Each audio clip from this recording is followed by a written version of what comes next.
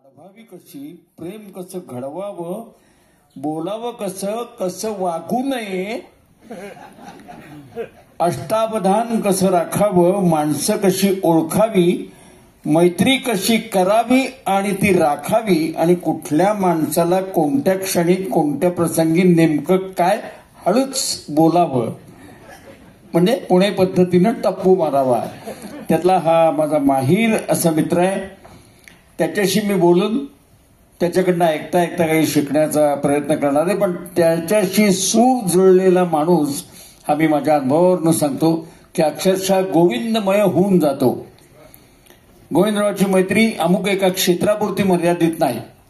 राजकारण, सामाजिक कार्यकर्ते, पत्रकार, कलाकार, साहित्यिक, पोलीस, उद्योगपती, खेळाडू, डॉक्टर अशा प्रत्येक क्षेत्रात त्याचे मित्र आहेत. तर प्रस्तावनेत अधिक वेळ न घालवता थेट त्याशी गप्पा मारायला सुरुवात करतो.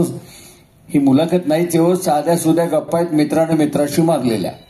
माझ्या माहितीप्रमाणे एसपी कॉलेजनं BA झाल्यानंतर मला तू दीर्घकाळ केसरीमध्ये अडकलेलं दिसलं. अगदी बरोबर आहे. तर केसरीमध्ये मी पत्रकार होतो केसरीमध्येही.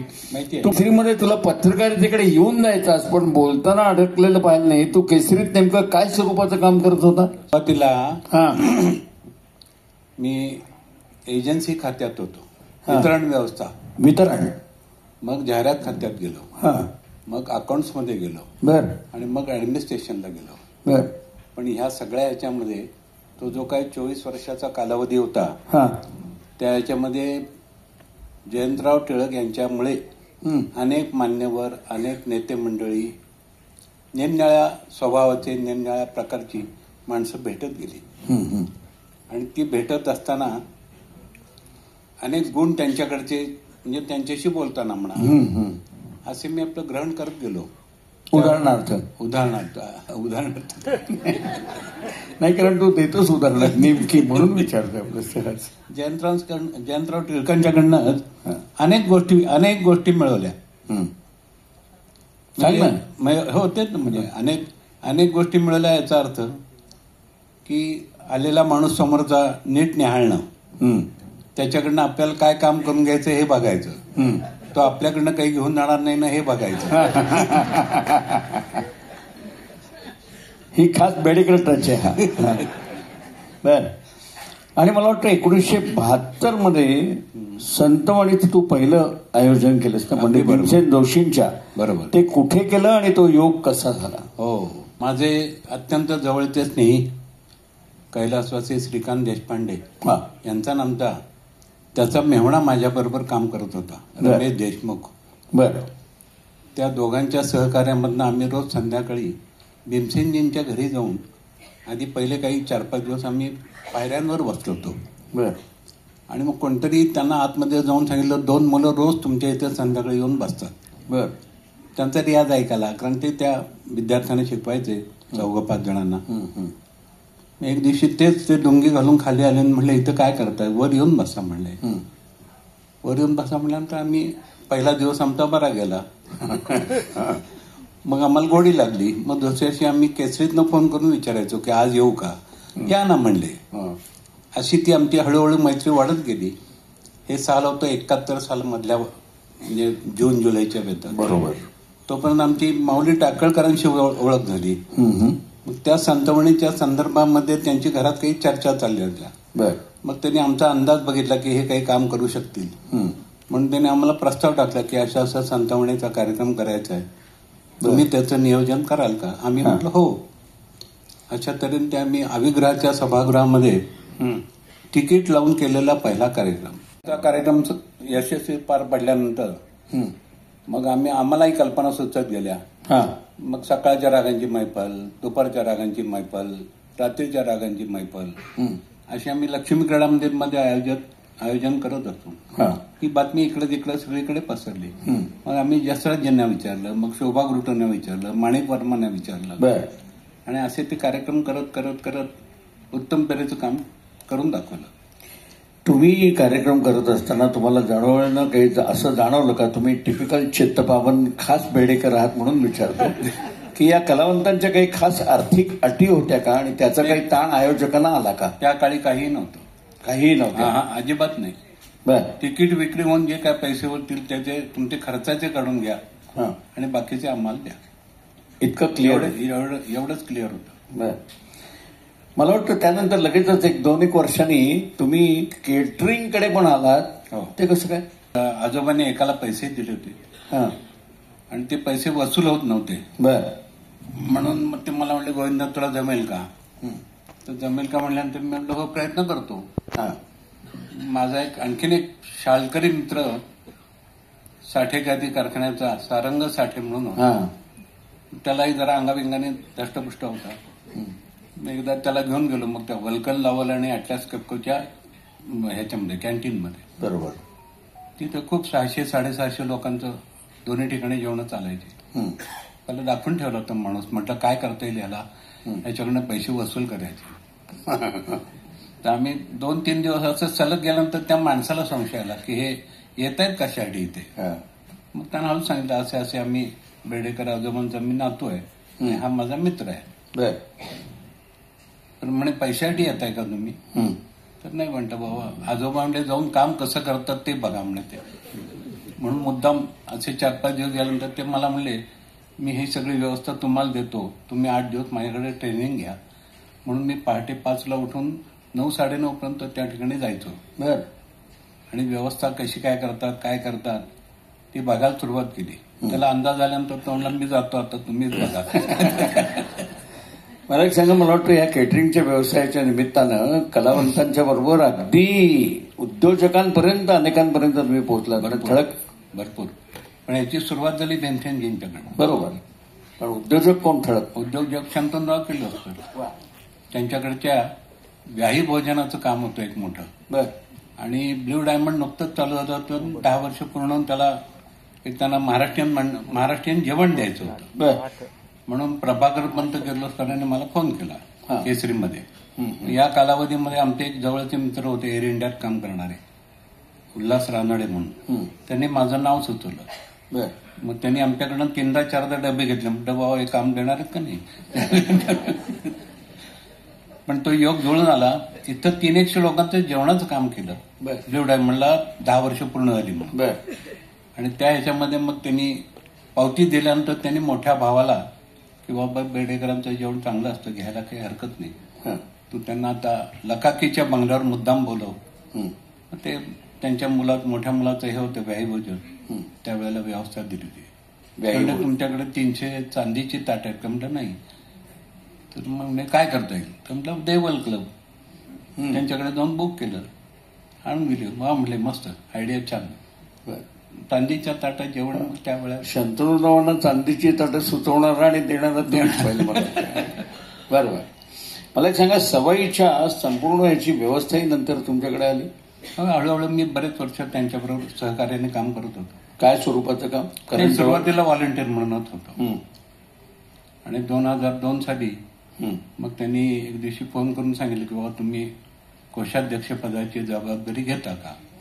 तर म्हटलं तुम्ही सांगत असतात तर घेतो. मग झाली ती मीटिंग झाली, हे झालं. त्यांनी तुम्ही बघायला लागा, कधी आरेजारे किंवा असं काही नाही, तुम्ही हा त्यांचा कायमचा शब्द असायचा. तुम्ही बघायला लागा, मला सहकार्य करा, माझं काही चुकलं तर मला सांगा. म्हटलं मी कोण सांगणार तुम्हाला काही चुकलं तर? आता मी भीमसेनजींना असं कसं म्हणणार ना. बरोबर. पण आमचे योग चांगले जुळून आले, कामाला सुरुवात झाली. काय साधारण उलाढाल कुठून कुठपर्यंत होती? मी जेव्हा घेतलं तेव्हा 91 वर्षी घेतलं होतं. त्याच्या अगोदर साधारण 45 लाख 50 लाख अशा गोळा व्हायचे. पुढे 6 वर्षामध्ये 1.5 कोटीपर्यंत मदत केलेली होती.